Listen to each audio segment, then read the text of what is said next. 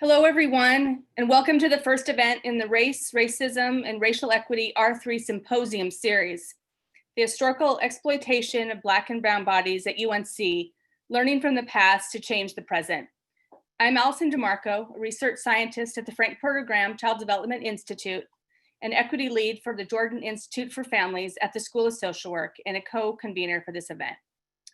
Today is the culmination of over a year of planning to lift up the work of scholars across our campus doing important work on race, racism, and racial equity.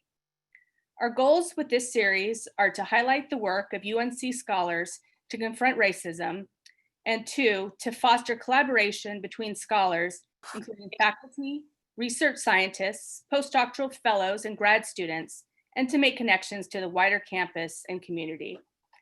In this moment, we are called to use our work and our voices to be truth-telling in confronting our racist past. And as critical levers of our institution, to work and move forward together to break down enduring systems of oppression and to create a better community for us all. Thanks so much. I'm next going to turn it over to my friend and colleague, Gretchen Bellamy.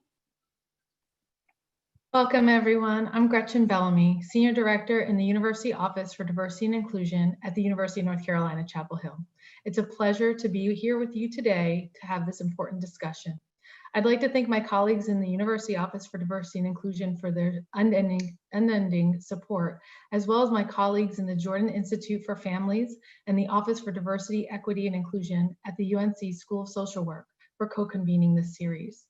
We had over 300 scholars and researchers, including faculty, staff, postdocs, and graduate students, identified as those whose research focuses on aspects of race, racism, and racial equity. As we prepared for this program, we considered how we can not only begin to address these issues and their effects on the campus, but also to highlight that any topic, be it history, education, medicine, law, economics, to name a few, need to be approached holistically. Bringing together our scholars proves that we are better together. Today, we have assembled this group of UNC experts to provide us with the history and context of the challenges the university has faced in its nearly 227 years of existence, and how learning from this history can launch us on a path of reckoning and healing. As the great John Lewis said, "We all may have come here in different ships, but we are in the same boat now." I, for one, am ready to get to work. And now I'll turn it over to UNC Chancellor Kevin Guskowitz. Thank you, Gretchen. It's great to be with all of you today and welcome you to the first event of the R3 series. This symposium will cover issues of race, racism, and racial equity at the state and national level. But it's especially important as a means of discussing these issues within our own community here at Carolina. Carolina Next's first initiative is to build our community together. This is our strategic plan for the next 3 to 5 years here at the university. And we have work to do to create an inclusive community where everyone knows that they belong. And that was really our goal in establishing that as our very first of the 8 initiatives within the plan. Events of this year have served to underscore this. Killing of George Floyd, Breonna Taylor, Ahmaud Arbery, and others have just further emphasized the importance of this. At Carolina, we must face our own history that includes racial injustice. The Commission on History, Race, and a Way Forward has led our effort to respond to this urgent need, and their work is moving us forward as a university. I'm grateful for the work of the Commission, but also of our Board of Trustees for their decision to take an important first step a few months ago, removing 4 names from buildings on our campus, Aycock, Carr, Daniels, and Ruffin Sr. We know that there's still much work to be done, and we will need to hear from voices and departments all across our campus. This symposium will play a significant role in that effort. It'll highlight our world-renowned scholars as we reckon with our history. I'm grateful to our panelists for being with us today, and I want to thank Dr. Sibi Topkins and the Office of Diversity and Inclusion for their efforts in organizing today's event, and along with the Jordan Institute for Families and the Office of Diversity, Equity, and Inclusion. And Gretchen, your work and colleagues there really plays an important role here for us, and we're grateful for that. I also want to acknowledge the important work of UNC School of Social Work and the important research that's taking place there that I know we're going to hear more about today. So again, thank you for allowing me to welcome everyone. And I'm now going to turn it over to Provost Bob Bluin. Thank you. Thank you, Kevin. Now is the time for the UNC community to take action. And we are leaning on our colleagues to share their research and learnings as we address the inequities on our campus. The journey will take time, but we have the commitment of the deans and department leaders to enact change, meeting each school, department, and unit where they are and working to create not only a university-wide diversity, equity, and inclusion plan, but also specialized plans for each of the aforementioned groups. This investment of time and resources requires everyone on our campus to acknowledge and learn from the past while focusing on the resiliency of the university. While it will not be easy, and there will be difficult times ahead, and there will be many opinions about how we should proceed, we do know that we are all in this thing together, and that we must work together if we are going to make the advances that we all aspire for. And so I too want to thank the organizers of the R3. I think it's particularly appropriate that we would bring together a very unique group of scholars on our campus to address this issue. And I really am looking forward to hearing the talks for today. And at this time, I'd like to introduce Sibi Topkins for her remarks. Sibi? Thank you, Dr. Bluin. Greetings, everyone. Before I begin, I too want to make sure that I recognize and say my congratulations to Allison DeMarco and Gretchen Bellamy for putting on this novel event, but one that's so critical. I also want to thank the Planning Committee for R3. I think this is going to serve as an important forum as we go forward as a campus community. As the speakers before me have said, this is an important time where we must face our history around race, racism, and racial equity. And there are many activities and plans that are in the works right now. But I also think it's timely given where we are as a nation. As others have said, over the past few months, we have faced the shootings of Jacob Blake, George Floyd, Breonna Taylor, and many others, just too many to name. And we are also facing one of our most, I think, difficult times when the White House seeks to repress the education on the 1619 project and seeks to defund federal agencies and public institutions that are engaged in race-related education. There really is a war, a cultural war that we are facing. So there really isn't a more important time than right now. And I agree with many of the speakers. It is time for action. But concurrently, we have leaders across our nation that want to censor and silence conversations like the ones that we are having today, and to question the cogency of white privilege and really challenge critical race theory as a tool to challenge racism and social injustice. And the one thing that's so important as we think about how we as a campus will respond is to ensure that we don't make ourselves complicit in this sort of censoring of this time. So I'm so grateful to this team, the hard work of the University Office of Diversity and Inclusion, our colleagues who have pulled together to bring you this information. I do think that action must be informed by the lived experiences of Black, Indigenous, and people of color. And we must tell those untold stories, the untold truths.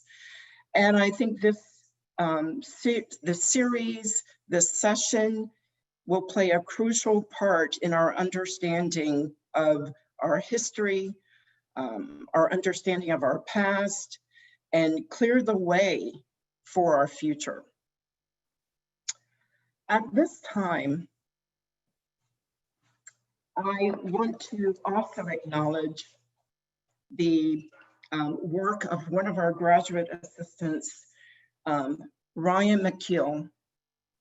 Ryan has worked with our department and unit to develop both land and Black body acknowledgements, which I would like to lead you through at this time. The University Office of Diversity and Inclusion at the University of North Carolina at Chapel Hill recognizes the land and sovereignty of Native and Indigenous nations here in Chapel Hill, in the state of North Carolina, and in the continent of North America. UNC Chapel Hill sits on the land of the Occaneechi, Shakatori, the Eno, and the Saxapa. Additionally, within the state of North Carolina, it has been home to a number of Indigenous nations at different points in time in our history. Those include the nations of Bear River, Cape Fear, Corey Creek, Eno, Croatan, Hatteras, Kiowa, Makapunga, Morotak, Natchez, Pamlico,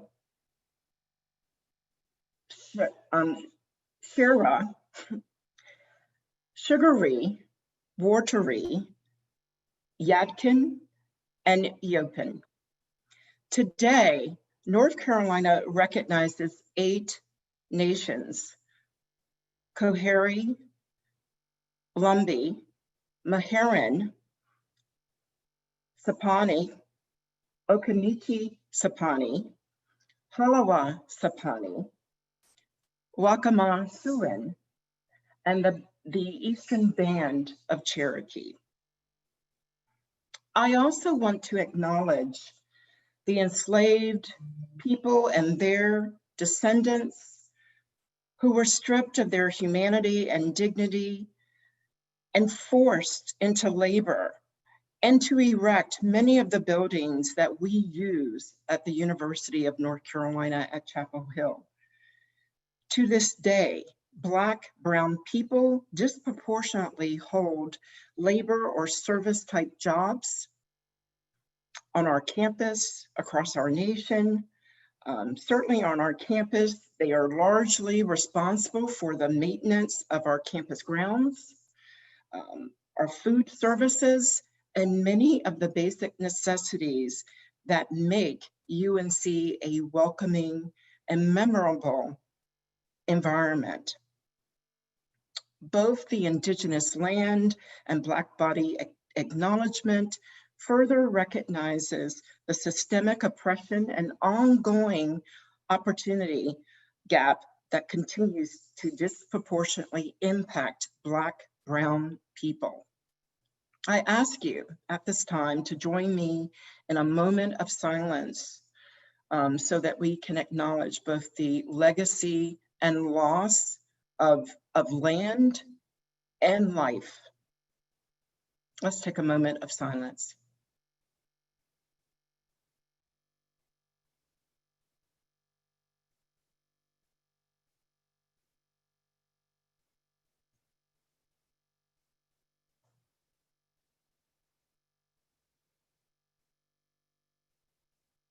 Thank you.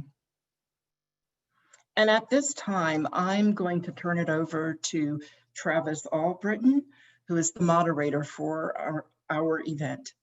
Travis.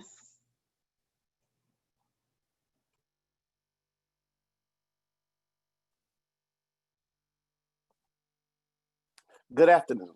My name is Travis Albritton. I'm the Assistant Dean for Diversity, Equity, and Inclusion at the UNC School of Social Work. I will serve as the moderator for today's discussion.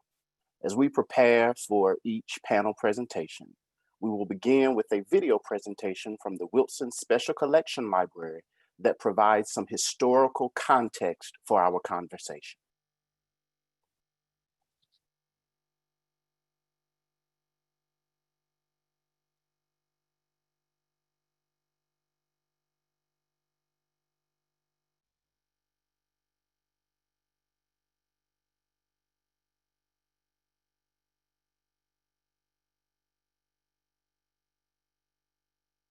Wade in the water, wade in the water, children, wade in the water.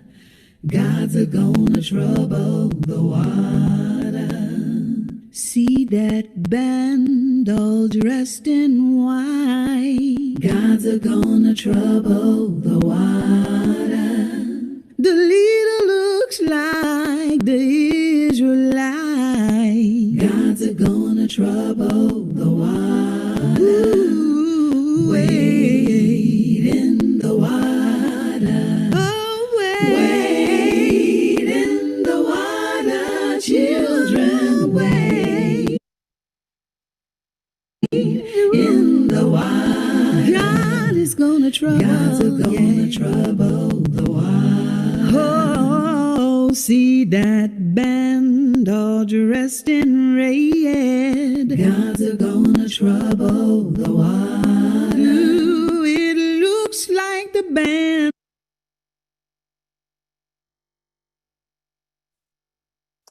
At this time, I will now introduce our panelists for our conversation today.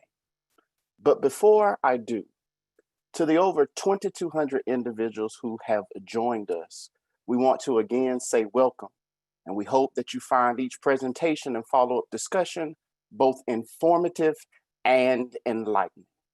For those of you who would like to ask follow-up questions to our panelists, I ask that you post your question in the question and answer box located at the bottom of your screen. We have staff who are monitoring your questions, and we will try to answer as many audience questions as possible. Now for our panelist introductions.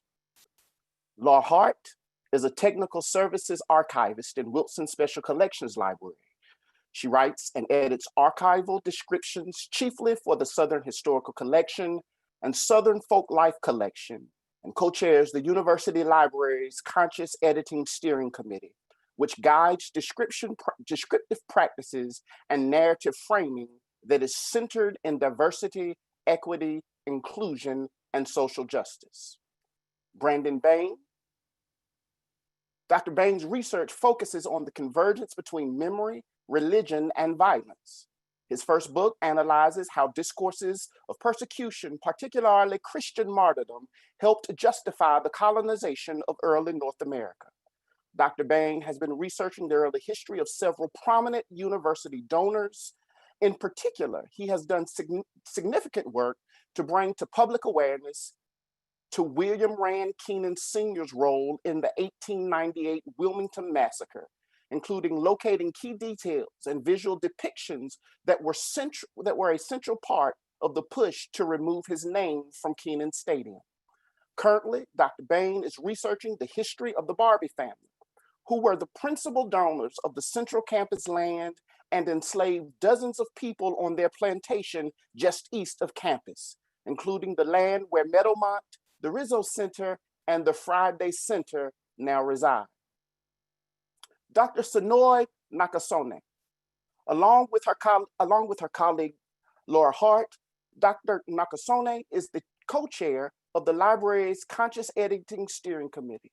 The purpose of the committee is to holistically address issues of equity, social justice, humanity, and cultural humility in descriptions of special collections and archival materials.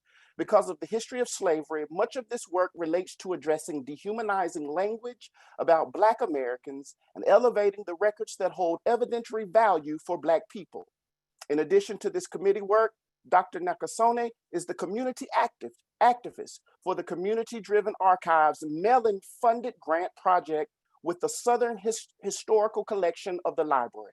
This project works with pilot partners to discover what it means for a large institution like UNC to support communities in their goals in connecting with their history. This is especially essential for Black, Native, and other communities of color or otherwise marginalized communities whose records are often obscured in traditional repositories. Donna Nixon. Donna is a clinical assistant professor of law and electronic resources librarian. She teaches advanced legal research and introduction to law of the US. She manages the library's databases of journals, electronic books, and other resources, and provides reference and research assistance to students, faculty, and other patrons. In June 1951, 5 African Americans, Harvey Beach, James L. Lassiter, J. Kenneth Lee, Floyd B. McKissick, and James R. Walker enrolled in classes at the law school at the University of North Carolina at Chapel Hill. Their enrollment and attendance at Carolina Law was the result of years of efforts to desegregate higher education in the United States. The National Association for the Advancement of Colored People litigated this case after case, building precedent for US Supreme Court challenges to racial segregation in education and in all areas of society. The goal of Donna's research is to fill the space in scholarship by telling the story of how these men came to be first, how their case fit into the context of a broader civil rights campaign, and how that experience impacted the young men's lives and the lives of many others. Our final panelist, Dr. Jim Leloudis. Dr. Leloudis is a professor, associate dean for honors, and director of the James M. Johnson Center for Undergraduate Excellence. His chief interest is the history of the modern South, with emphasis on labor, education, race, and reform. He and Robert Corstad of Duke University are currently working on a history of voting rights and a research and civic engagement project on the moral challenges of poverty and the ethics of service. Again, we would like to take this opportunity to welcome all of our panelists, and we will begin with our first panelist, Laura Hart.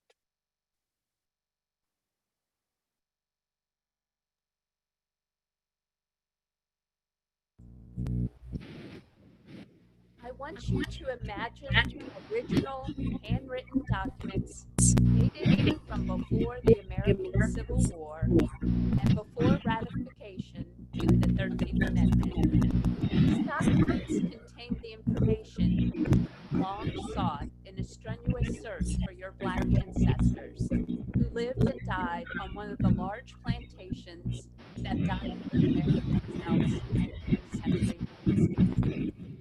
The search took you through the U.S. Census records, but only going as far back as 1870. Earlier census records don't include your ancestors, so you examine the slave schedules. You eventually exhaust the public records trail you've been on. A deeper dive into the records means a visit to an archives that holds personal papers, not public records. Archives with the papers of wealthy white people who lived in the time and place of your ancestors. These documents could have what none of the census records do: names. Names of Black people enslaved on a plantation. Mothers, fathers, husbands, wives, aunts, uncles, elders, children. Your family tree branches will grow. You start putting together life dates for your ancestors. You learn about your ancestors' community. Who were the Black people enslaved by a white family with 3 rice plantations on St. Simon's Island on the Savannah River in the 1830s? Abram emancipated himself in 1832 at the age of 40, the same year that Minda, 26, emancipated herself. Charity was a cook. George was a cooper and a woodcutter. Ben had frostbite on his hands and feet. Patty and Bina were twins. Patty died of cholera in 1834. You want to learn more, take it all in. But these original documents are hard to look at, even as you celebrate your discoveries and absorb their gravity. The white men who kept these meticulous plantation books and carefully enumerated slave lists for each of their plantations and other properties, they could never have imagined your use of these records today. Their own purpose in keeping these records were simple: efficiently managing their resources to make money through the forced labor of human beings whom they bought and sold like livestock. You can see the dehumanization right there on the paper. Ancestors' names listed in a table, one column for their quality rankings, P for prime, H for high, or half for a lesser quality. The dollar figures for money received when they sold 20-year-old Charlotte in 1837, the casual descriptors assigned to the enslaved: weak, trusty, honest, rogue, smart, complaining. The strike-throughs of names for those who died.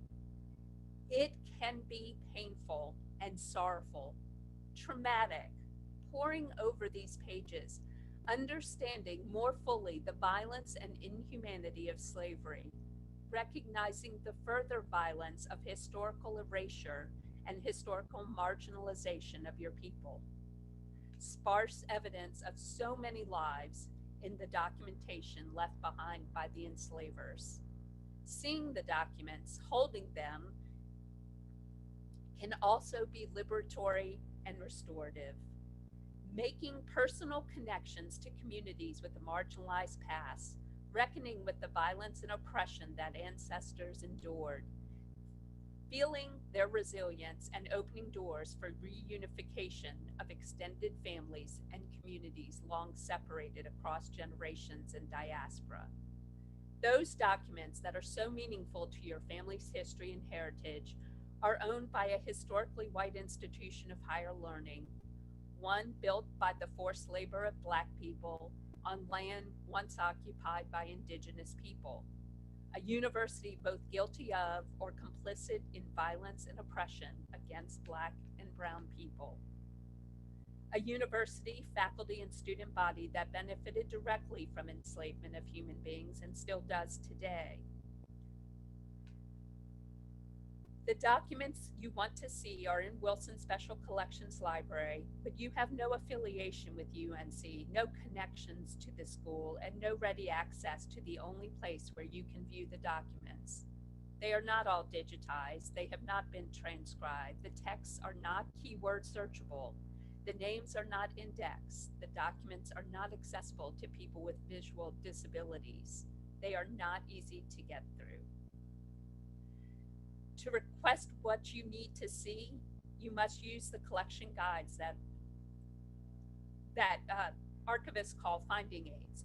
But the guides for plantation collections are framed to center the enslavers whose descendants donated the papers. The plantation collections in Wilson Library have long benefited the university, helping to draw scholars and sponsored research dollars to the campus, recruit faculty and graduate students, raise money in endowment funds. Today, these plantation collections can help the university with its overdue reckoning with its past. For there is no more compelling way to confront the truths of the past than to read them in the contemporary words of that time and place. But the reckoning from the archives is not complete without reparations from the archives. Reparations that will support Black people and Black communities search for personal history, family history, and community history. I am making a call for the university community to engage with that reparation work and for the university to make it possible to give back to the Black community whose ancestors are documented in our archives. The university needs to do this because Black Lives Matter and historical Black Lives Matter too. Thank you.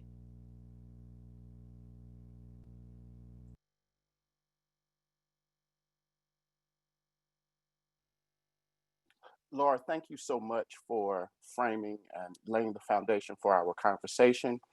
Our next panelist will be Dr. Brandon Bain. The title of his presentation, Enslaving Benefactors, Exploited Bodies, Erased Lives. Hi, everyone. I want to first thank the University Office of Diversity and Inclusion for your hard work to bring us together, to invite us into this conversation, into this good trouble of reckoning with this institution's past so that we can find a way forward together.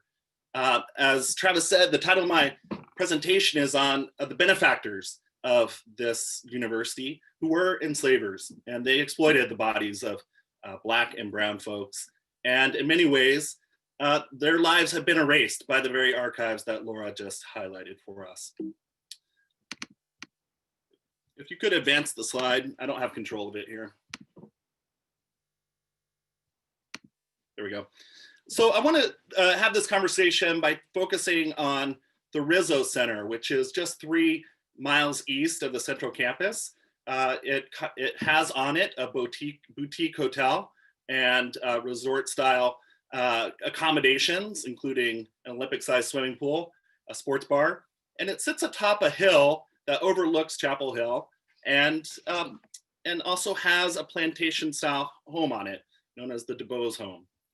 And in the literature for the Rizzo Center, we could get a full screen. There we go. They build this. Sorry, Destiny, if you could just go back one. There we go. They build this Rizzo Center as a place for events that's tied to the early university benefactors. And this is a cause of celebration. But these benefactors deserve some attention. This was the plantation of the Barbie family, and particularly the earliest benefactors to the university, Christopher Old Kit Barbie and his son, William Barbie. In 1792, Old Kit, Christopher Barbie, donated 221 acres of his land just west of Barbie Mountain to the newly chartered University of North Carolina.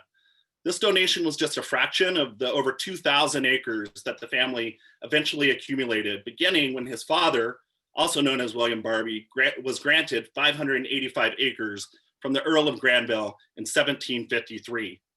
The language of grants and donations here obscures the fact that Orange County had been occupied for centuries by Tuscarora and indigenous Siouan people, including the Occaneechi, Eno, and Shakori.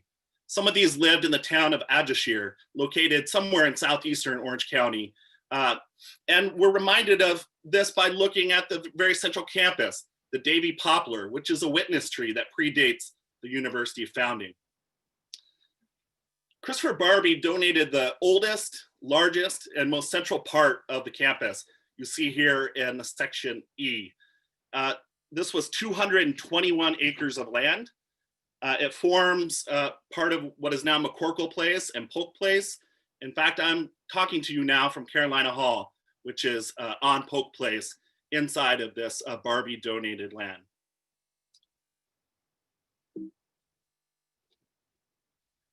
Christopher Old Kit Barbie also enslaved dozens of people. We know that in 1821, in the slave schedule, he had 21 people in enslavement. In 1850, his son, William Barbie, enslaved at least 41 people.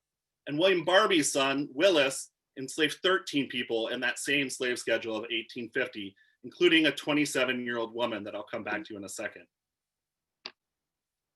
Well, the archive only gives us glimpses of these people. The schedules themselves do not name them, and we have to turn to other sources to find out and recover the lives of these exploited Black people.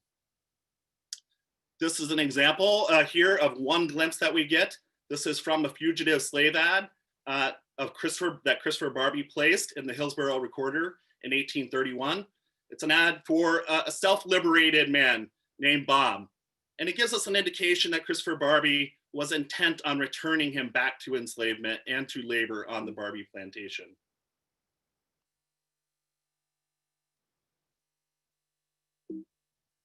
Dusty, thank you. Another glimpse that we get are from the Orange County slave records, where we have over 17 transactions involving Barbies, giving and receiving enslaved people in business, land deals, deeds, and wills.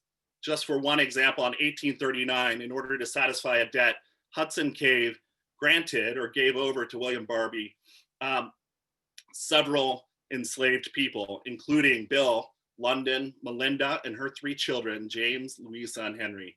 Also, Lucinda with her 2 children, Joe and Mary, and a boy called John. The Barbie, what was known as the Barbie Plantation, and here I'm going to use the language of Ed Baptist and others that have urged us not to use the word plantation because it's cloaked in a sort of nostalgia, and instead talk about these as labor camps where people were coerced to work on behalf of white enslavers. The Barbie Plantation set 3 miles east of the central campus, and today it is known as Meadowmont Neighborhood. At the center of that neighborhood, we have the Rizzo Center, which includes the resort that I mentioned at the beginning, as well as the DeBose home and the original foundation of Christopher Barbie's house. What you might not see here is just to the bottom right of this picture, both in the illustration and in the photograph, is a wooded section. And that wooded section contains the Barbie Family Cemetery. The Barbie Family Cemetery is noted at the Rizzo Center as containing 120 graves on the hilltop known as Barbie Mountain, the site of the Barbie Family Plantation. And some of those graves are marked, including the gravestone of William Barbie and his wife Gasky, pictured here. But those brochures and those markers do not tell us about the 100+ other graves that occupy the wooded section just south of the Rizzo Center. And they're pictured here in this archaeological report done by the University of North Carolina before the development of Meadowmont and the Rizzo Center, which has at least 100 and perhaps more unmarked graves of enslaved people. This is just one picture of an impression from an unmarked grave of an enslaved person on the Barbie labor camp in what's now the Rizzo Resort.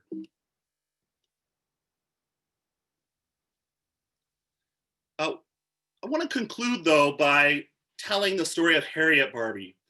Harriet Barbie, we know from the will of Willis Barbie, received his farm, his house, and all of his tools when Willis Barbie passed away in 1869. What we also learned from that will is that Harriet Barbie was listed as a Black woman, or listed there as a colored woman. And she likely had been enslaved by Willis himself or by his father, William, before that. We see her in the 1870 census at 47 years old, farming that same land just south of Raleigh Road and east of the Friday Center. We see her again in the 1880 census, along with her son David and their children farming that same land. And their legacy lives on Barbie Chapel Road, with Barbie Chapel, established in 1866, just after the Civil War, and the Barbie Chapel School, established in the early 20th century to educate African-American children. I want to leave it there to suggest that we need to, as a university, turn our attention to recovering these lives, spotlighting these stories, and highlighting this legacy, alongside confronting the story of the enslavers who have been celebrated as the university's earliest benefactors. Thank you. Thank you so much, Brandon, for your presentation. We are now preparing for our next panelist, Sonoy Nakasoni, who is going to talk, who is a university archivist, and is going to speak with us about the work that she does with the university libraries. As Sonoy is preparing to begin her presentation, I just want to remind folks that if you have any questions, please post them in the question and answer section, which is located at the bottom of your screen. And we'll be sure to entertain as many questions as possible at the conclusion of our panel. Good afternoon. I love the sound of Dr. Nakasoni, but I just have to set the record straight that I don't have a PhD. I did not put in that work, so you can just call me Sonoy. Thank you for allowing me to speak. It's not only the literal and physical Black or brown body that has been exploited, but also the figurative or representative body through archival records. Our collections make it possible for world-class research to take place, which brings enrollment, funding, credentials, and awards. It builds careers, sells books and other products that are informed by the archive. Many of the records, the letters, the photographs, recordings, etc., that contain information about Black and brown people were created without their true consent. And for all these contributions to research jobs and reputations, the people in many of these records or their descendants receive no benefit.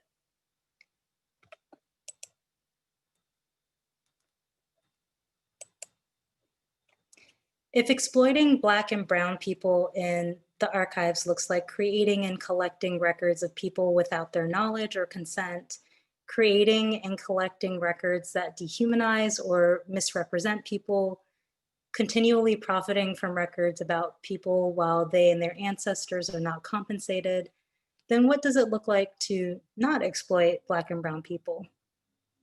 Maybe it looks like people creating or deciding when, where, how, and who creates, collects, and owns their records.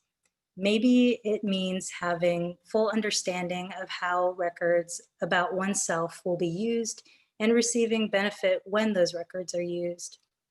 And maybe it means Black and brown communities establishing their own archives in order to create, collect, and control records about their lives and how their communities are represented. Before I go further, I have a couple disclaimers. My job title of community archivist is a bit of a misnomer. I'm not currently employed, nor have I ever been employed by a community archive. I'm a UNC employee paid through a Mellon Foundation grant, and I work with a small group of community archives that are partners on this grant project. Also, I'm not actually an expert, but I work with and learn from experts. I work with my colleagues at UNC to do a trial to see what it means for an institution like ours to support community archives. But I'm not so much here to talk about the work that we've done on this project, even though it's great, but to talk about community archives broadly.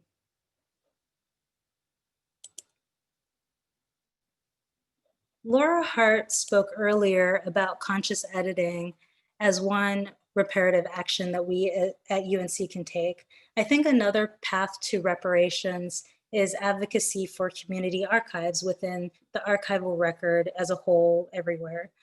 This advocacy starts by developing deep internalized respect for what community archives are, do, and want, and understanding why it can be necessary, preferable, or advantageous for communities to create their own spaces and solutions. We need to develop a deep and internalized respect for how communities would curate their things and shape narratives about themselves. That can be challenging if, like me, you've been indoctrinated in the ideas and policies of archives management, like curation, for example. Curation is to archives what a bouncer is to a nightclub. Curation isn't bad, it's kind of necessary for managing resources, but it's highly subjective, and it's partly based on a concept called research value, another highly subjective concept. Research value ultimately supposes that some stories are more important than others. Even as a woman of color, I've found myself making assumptions about value and curation based on my training, and because of my position as an outsider when in a community archive setting. It's moments like this that I wonder, what would be lost to the community were the curation of the collection left up to me? Luckily, it's not. We need to respect who communities archive for and why they archive, although these audiences and reasons are varied. Sometimes communities archive to support broad scholarship, to add to or transform the way that we as a society understand history. But communities also archive for themselves, to see themselves, as Michelle Caldwell would say, to learn about themselves and their ancestry, to collect and provide evidence for issues that currently impact their lives. Archiving can also be emotional. Sometimes archiving helps you to feel more connected to people who you've lost, or people with whom you have a shared experience, or to become unburdened by speaking and being heard like never before. These are all important functions of archives and the act of archiving, yet not all of these functions are supported through traditional archives. So let me end by saying, I believe in reparations for Black and Brown people and their descendant families and communities. I believe in reparations across systems. To me, reparations doesn't only mean money, although the money would be great, give us the money. It also means education, safety and health, housing, generational wealth, and it means empowerment, not exploitation by the historic record. Reparations means transforming systems in order to bring about healing and justice from the injustices of the past. Thank you. Thank you, Sonoy. We will now move to our next presentation by Donna Nixon. Good afternoon. I'm here to tell you about my work documenting the integration of the student body of UNC Chapel Hill. In 1951, Harvey Beach, James Lassiter, J. Kenneth Lee, Floyd McKissick, and James Robert Walker enrolled in classes at UNC's School of Law, becoming the first African Americans to do so in the law school's history. Indeed, they were the first African American students to ever attend UNC Chapel Hill.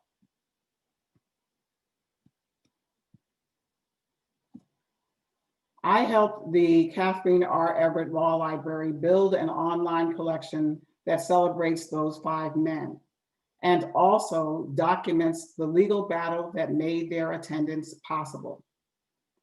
Some people aren't aware that the NAACP forced UNC Chapel Hill's integration through a lawsuit.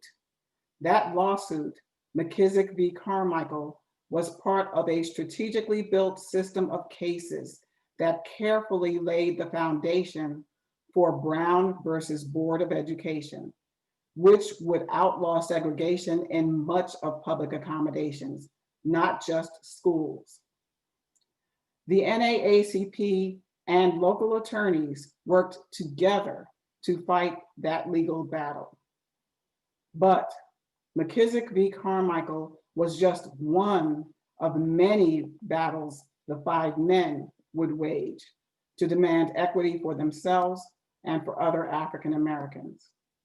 So I told the fuller story in a North Carolina Law Review essay entitled The Integration of UNC Chapel Hill Law School First. Those 2 works are important to remind us of the structures of oppression that severely confined African Americans. First, blatantly and unapologetically, and then slyly under guises that thinly veiled racism. And the works also connect that history to the inequities we have today, to help us recognize how racism operates and how it might be dismantled. My work was possible because the campus libraries have been visionary, as you've heard a little bit from Laura. From this university's inception, librarians have carefully archived and organized important documents from the university's and the state's history. Wilson Library houses many North Carolina collections and archives, and my work benefited from several, including the law school archives, the Daily Tar Heel and other news archives, and archives of top university officials, including chancellors, deans, and presidents of the UNC system. And through the library's oral history collection, I was able to hear 3 of the men tell their stories in their own voices. In addition, the campus libraries have purchased access to rich troves of archives from the NAACP and other civil rights organizations. Many people who might read the article or visit the site were not alive during those times, or they were not taught this history. These works capture and share that knowledge to perhaps help us learn from both the successes and the mistakes of the past. I also tell this story to explain a little bit of what those men went through and to show what strength of character and determination they needed to do what they did. Being the first was a traumatic and scarring experience. From day 1 to graduation day, they were frequently harassed, threatened, and ostracized. Here I want to show you a few of the documents held at our libraries that helped me tell that story. This is a letter from the president of the UNC system instructing the Chapel Hill chancellor to deny any application to the law school that comes from an African American. Here are copies of the complaint filed in the case and the brief the men's attorneys filed with the Supreme Court after the university appealed the decision in their favor. And here is a telegram that J. Kenneth Lee sent to the governor of North Carolina, asking the governor to intervene when the campus, UNC Chapel Hill, instead of giving them tickets as students to the student section of the stadiums for football games, gave them tickets to a segregated section of the stadium.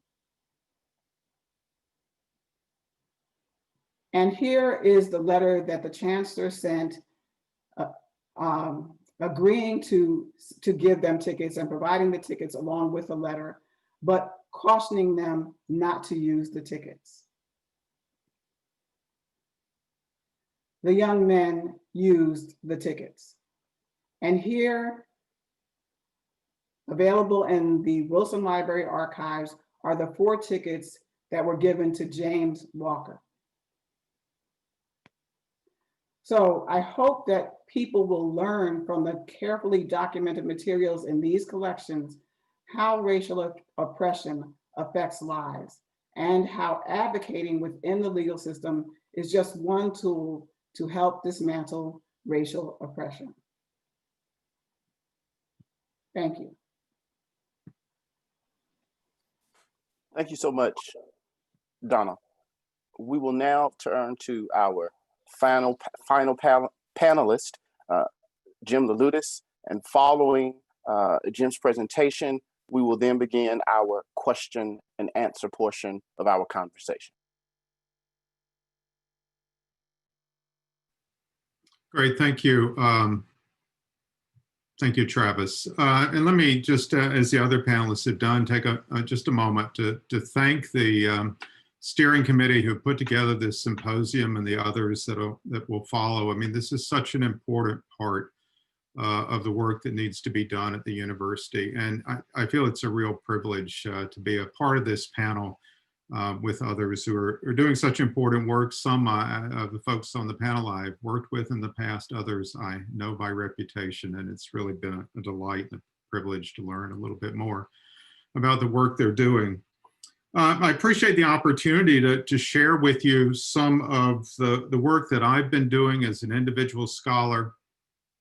And of course, in a variety of ways that work dovetails with, overlaps with projects underway through the Commission on History, Race, and a Way Forward.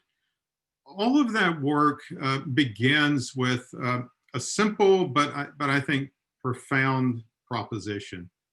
And that is an understanding that the first step toward racial reconciliation and healing is to create a more complete and accurate narrative that will help us and others understand how racial hierarchy, how racial injustice have been embedded and very often purposely hidden from view, embedded in the ways that we have understood the university, both as an institution and as a community.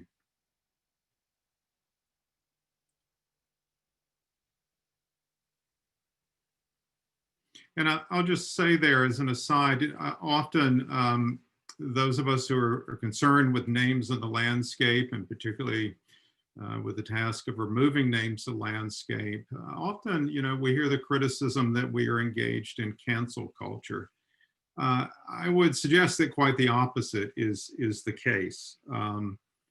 That what we are in fact involved in doing is sort of correcting the original cancel culture, which, as I said, is purposely silenced so much of our history. Just a case in point, I begin here with the Trustees Monument on the north face of Person Hall.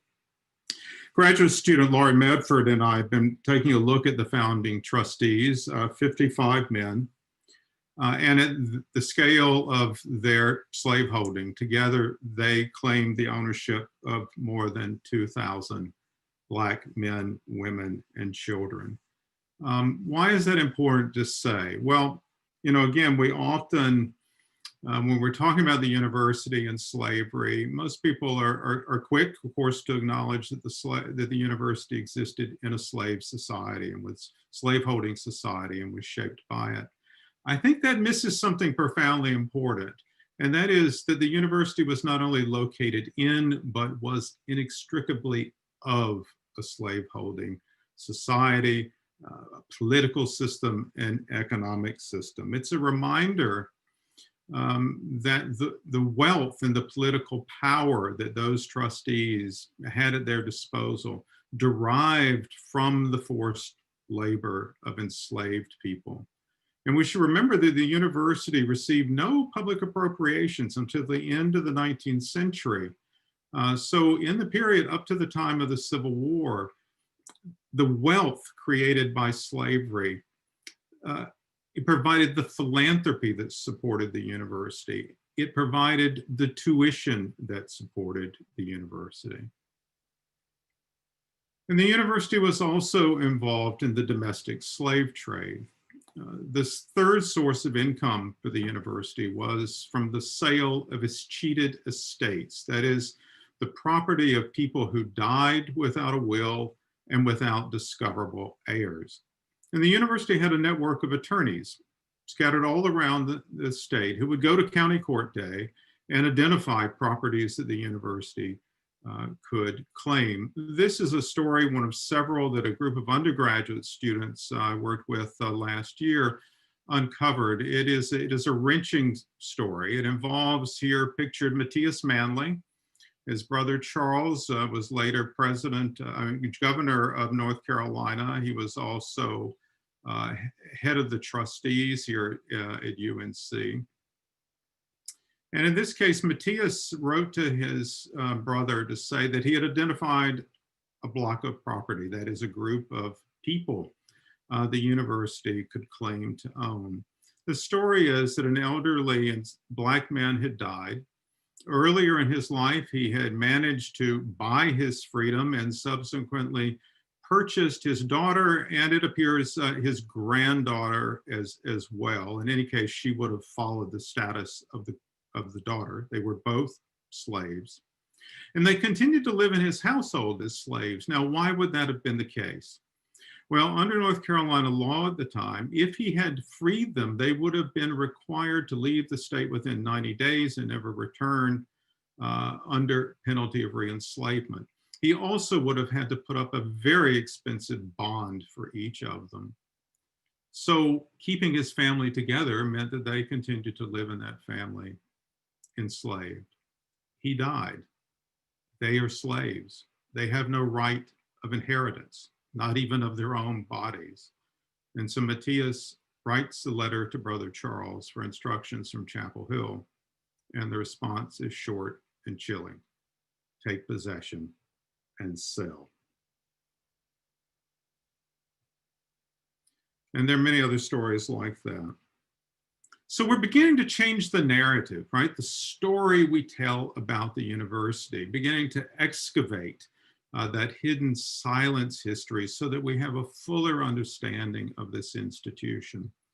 Another way to do that, it's a project I've been working on, not yet complete, is to follow the life of Wilson Caldwell, who was born here into slavery in 1841. He was the property of UNC President David Lowry Swain, who had 40 enslaved people living behind the president's house at the time of the Civil War.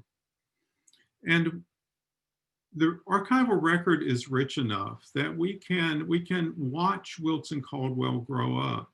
We can follow him, as he did every day, as he walked across the campus and experienced it not simply as the kind of idyllic seat of learning that is kind of part of the mythological history of the university, but also as an institution built by and sustained by the labor of enslaved men and women. It's a very different sense of the university, for example, to walk by Gerard Hall and to bear in mind a list like this of the men, the enslaved men, some laborers and wagoners, others highly skilled plasterers here, who built that building, who built so much of the antebellum university, those buildings that we use every day. I mean, what a difference it makes to call their names. And if you'll come along with me one day, I'll show you, Laurie and I think we've actually found the thumbprint in a brick of one of the enslaved people who manufactured the brick for that building. And Wilson Caldwell lived until 1898. This is a picture taken very close to the end of his life on the steps of Old East. He had an extraordinary life in between. He had been enslaved. After emancipation, he was elected a justice of the peace and as a town commissioner. He lived to 1898, the moment in which the white supremacy campaigns in North Carolina in the late 19th century sort of killed that dream of freedom and established Jim Crow. So we can follow Wilson Caldwell, and we can follow the history of the university across that arc from enslavement to freedom to the new age of Jim Crow. It's quite a remarkable tale. And again, when we begin to tell these histories, our understandings of this university, this place we live in and inhabit, change in the most profound ways. And let me here at the end, at the risk of seeming to make a shameless plug, but I think it is related. Travis mentioned Robert Corstad at Duke. We were graduate school colleagues. Bob has been at the Sanford School of Public Policy. We have out this month a new book called Fragile Democracy, which is a history of race and voting rights in North Carolina. We've written it for a popular audience. I hope people will visit the website, and there's also an immersive digital exhibit there. It is a part of that other research, and of course, it addresses a set of questions and concerns that are vitally important to us in the current moment as we think about how this history shapes our lives, not only in the university, but more broadly in this state and in the nation. So thank you again very much for this opportunity. It's such a pleasure to be here. Thank you so much, Jim. And I want to thank all of the panelists for such excellent presentations and sharing with us such important history and information. As we move now towards our discussion of what everyone has heard, I want to take us back for a moment to the title of today's symposium. The historical exploitation of Black and brown bodies at UNC. learning from the past to change the present. And we have heard so much about the past, and I would like to begin our conversation by talking a little bit about the present. And the question is very simple, and I'll start with Brandon for this question, and then maybe after Brandon we can move to Sonoy. What does all of this mean for us right now, today, September 10th, 2020? Everything that we've heard, what does it mean for us now? Oh, so you're throwing me the softball question there. I don't know. I mean, I can't be the one to fully translate what this all means for us today. But I guess the point I wanted to convey at the end of my presentation was similar to Jim's point, that we've done a lot of work to celebrate our university benefactors and the families that have been involved in building up this institution. And we have not recovered the lives of those who were exploited in that process, right? And we have not done the effort of fully uncovering and remembering and celebrating the work of those people and their lives. And so, I don't know, in the case of the Barbie Plantation and the Rizzo Center, we should start, as some have pointed out in the Q&A, by updating the brochures that don't just celebrate the sort of romance of the plantation, but tell the more complete story. By marking the graves that don't just say that there were 120 graves, but by noting that these are the burial sites of enslaved people. So I think the practical steps of beginning to tell the more complete, the fuller story of those who were involved in building this institution would be one way, but certainly doesn't translate all the ways that in the present we need to reckon with this. Thank you so much, Brandon. And Sonoy, I'll move to you because you really ended your presentation talking about reparations and talking about your belief in reparations and the number of different ways that we can think about reparations. So again, when you think about this history and when you think about everything that you've heard over the course of this panel presentation, what does it offer us to think about in terms how can it be instructive for us as we think about where we are today? Wow, yeah, I mean, that's a big question. And just to kind of echo what Brandon says, I don't really have answers. I don't have answers. Yeah, I think, when I think about the work that I and my colleagues do with community archives, one thing is we tend to treat our institutional collections like that's the archival record, but and it kind of makes sense. I mean, that's like part of how we stay in business as like a university. It's like our collections, as the more prestigious they are, like the more the more people we get here, and that's okay, maybe. But I think that we kind of need to think about the archival record as a whole, archives everywhere. And I think what I am advocating for in terms of reparations is to not necessarily focus too hard on like whether we at UNC own all of the history, like we don't need to own all of the history, but thinking about the histories that are out there, and are there ways that we can advocate for those histories? So without trying to go into it too much, one of the things that we're trying to do on this grant project is see like, what does it look like to support a community archive? Does it look like, here are some boxes, and maybe that's something that you wanted in your archive, you just needed some boxes, and that's great. Is it training? Is it amplification? Is it like, hey, this community here is doing great work in recording their history, we don't need to have it, and they're doing a great job. So, take a look at what they're doing. So there are a lot of different ways that we can be advocates without necessarily thinking about our collections as like institution specific, but kind of focusing more on history broadly. Thank you.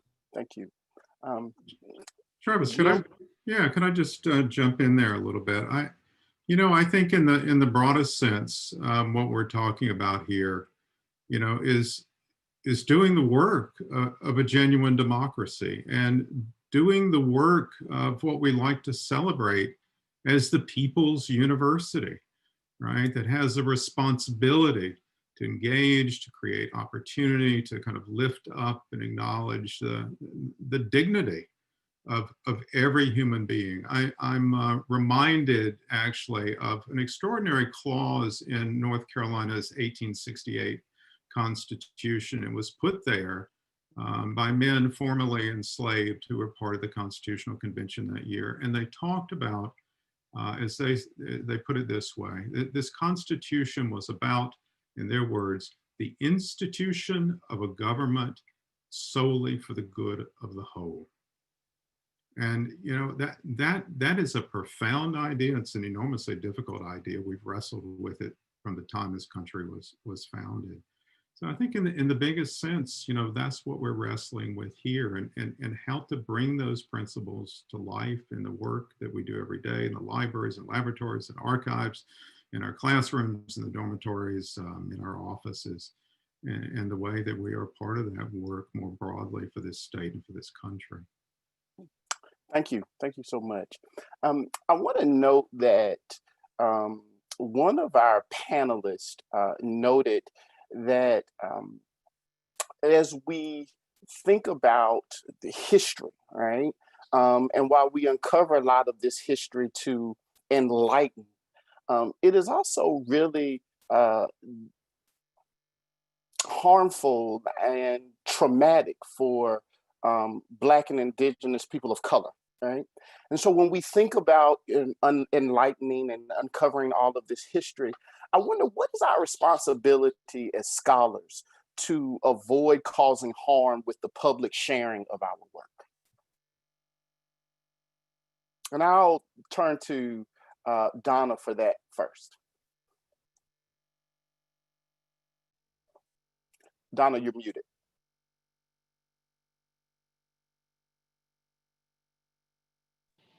I do think that we have a responsibility to the families, to the communities that were harmed by these actions.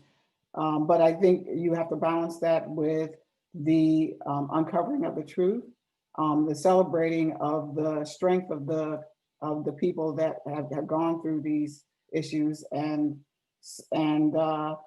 you need to have that conversation. You need to have that conversation with the families or the people that were involved. Thank you.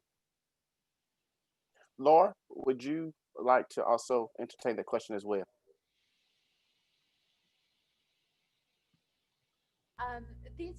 That responsibility is something that I think a lot about in the Wilson Library, the archival collections. Each of them, we have upwards of 6,000 different collections, at least 500 of which document the enslavement of people across the American South.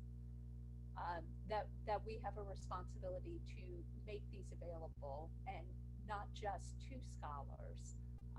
Scholars have very competently been able to mine these archives and to help us better understand enslavement, but they are not as readily available to people who are looking for a different value. Sonoy in her talk talked about curation and how, for many years, UNC libraries like other academic libraries has been chiefly concerned with its scholars. And you can see that in the language that we have used for decades to describe these archival collections. And so much of that language is harmful and is difficult to encounter when you are looking for connections to your ancestors, to your family's past, and you see that dehumanization not just in the records themselves, but in the way those records are described in finding aids and guides that are supposed to be pointing you to the many boxes that you'll need to go through. And I do think it is our responsibility to contextualize, to be very deliberate and conscious of the language that we choose, because the trauma and the pain is very real. Thank you. Thank you. This next question is for Brandon. Brandon, one of our participants asked, could you tell us a little more about the pre-university history of the Davie Popular? That's the first part. The second part of the question, are there other examples of the university founders co-opting sacred spaces that we should be aware of? Right, so I don't know of the sort of unrecorded history of it. I called it a witness tree because it's at least 300 to 400 years old. So it predates 1792. And my reference there and that sort of process of clouding it in mythology, right? And naming it as the Davie Poplar is a way of what Jean O'Brien calls bursting, the indigenous scholar who points out that settlers renamed places after themselves, right? That had been historically important to indigenous populations and marked them with their own mythologies and their own creation stories, right?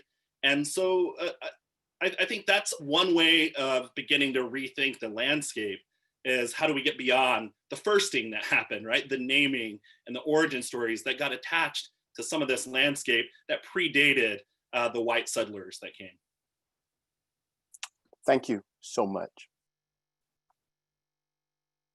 So our next question, do you feel that with social media being so vast that it contributes to the dehumanization of others and may or may not manipulate the law and rights of others to be classified under person's First Amendment free speech? So the question really that I think the person is asking is, does the university monitor persons' social media and other acts of hate speech and dehumanization?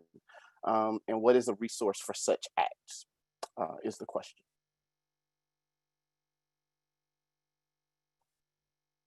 And I will open that up to any of our panelists who might be able to share some insight there.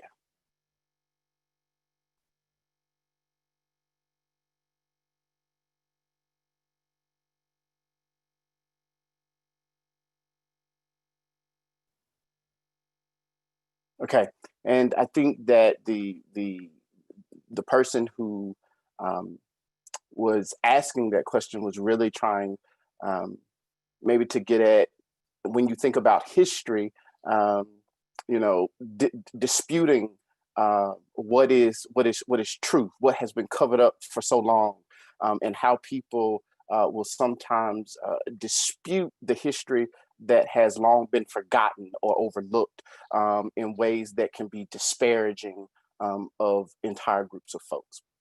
I want to go back to something that Jim said that I felt was just really important and powerful during his presentation about this whole notion of correcting cancel culture, right?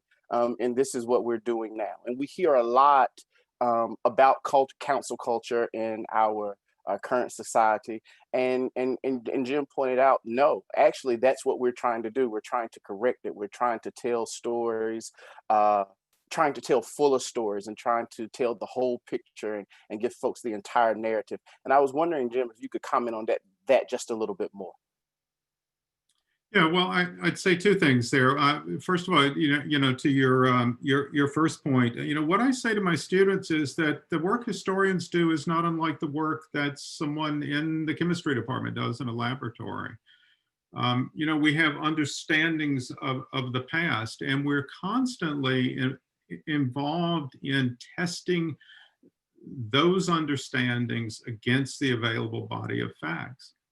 And that work is never done. We can put together all sorts of tellings of the past. The test is, how well does any particular account accommodate, take into account the full body of the archival, the historical record. In terms of the point about cancel culture, I mean, just one example. I mean, most of the problematic names on our landscape were put there at a particular moment in time. I'm thinking of Saunders Hall before that name was removed, Graham Dormitory, Grimes Dormitory, Aycock Dormitory, Steele, what was Steele Dormitory, and I could go on. All of those names were put on the landscape within the same decade or so as the erection of the Confederate monument. They all followed on the heels of the white supremacy movements at the end of the 19th century that in this state and across the South really gutted the promise of equal citizenship and meaningful freedom.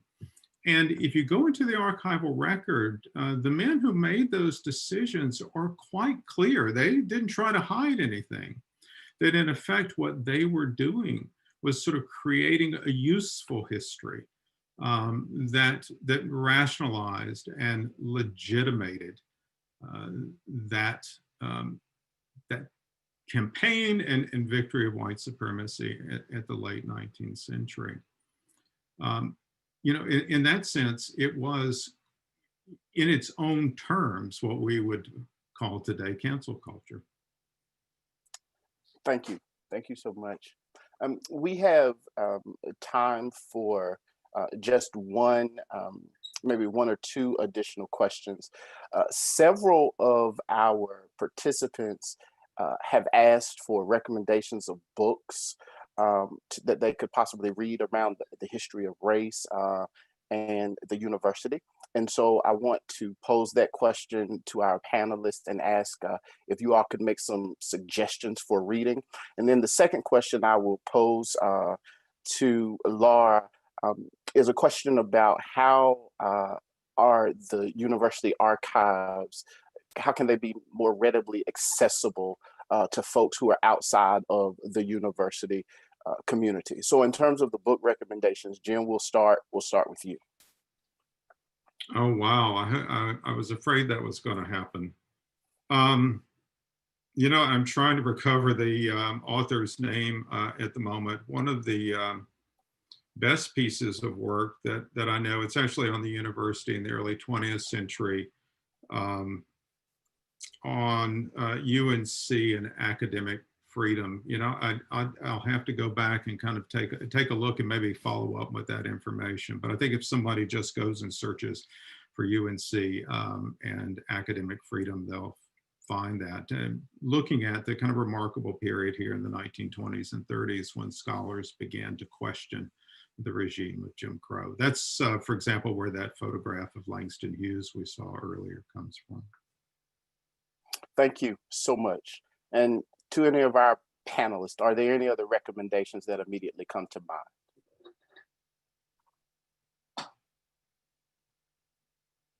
So one that I have on my list to read is The Marrow of Tradition, Authoritative Texts, Contexts, and Criticisms by Charles W. Chestnut.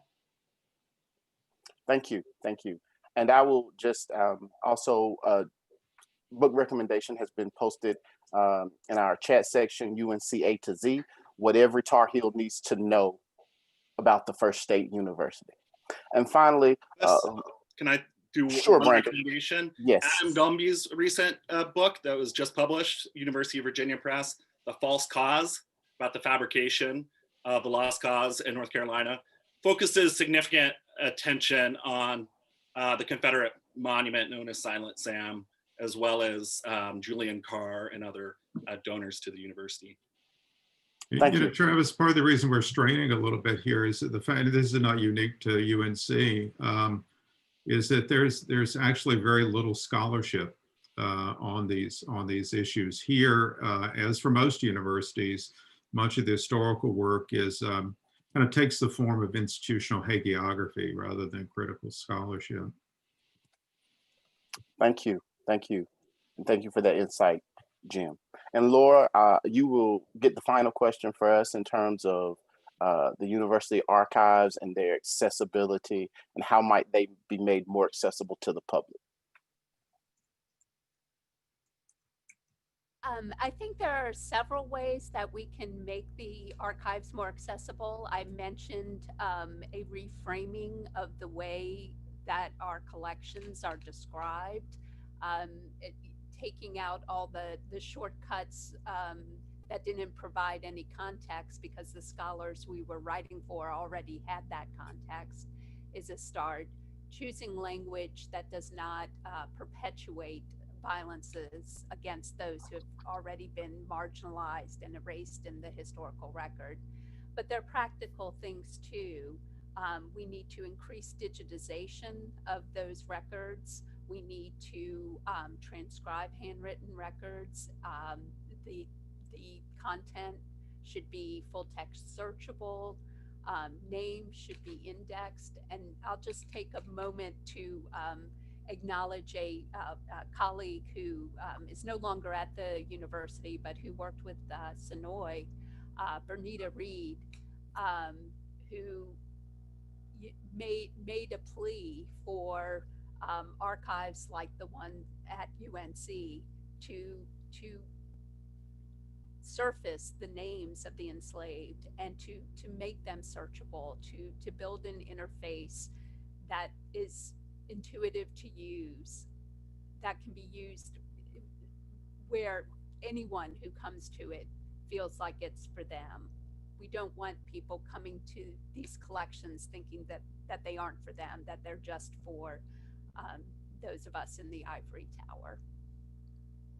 Thank you so much, Laura.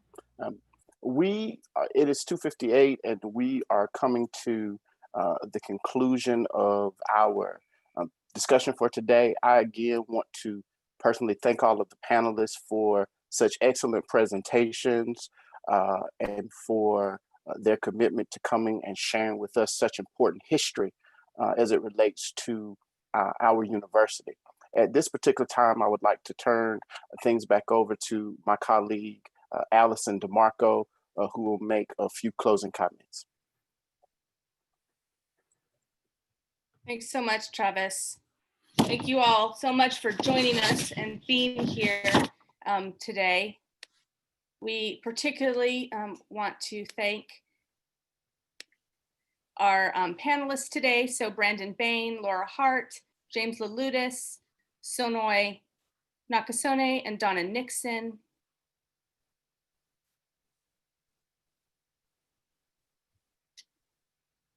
As well as our planning committee that I have had the joy of working with for the last year: Travis Albritton, Gretchen Bellamy, Antoinette Fullers, myself, Adriani Jablisco, Janelle Morgan, Destiny Reed, and Sarah Verbeest. Been honored to work with these folks.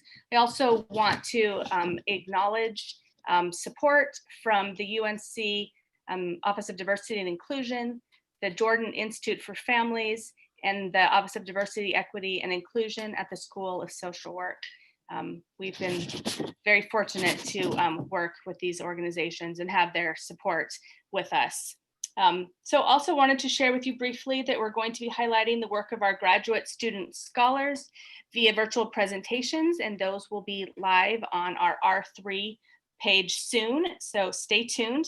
There's also still time to submit, so if we have graduate students that want to do that, please let us know.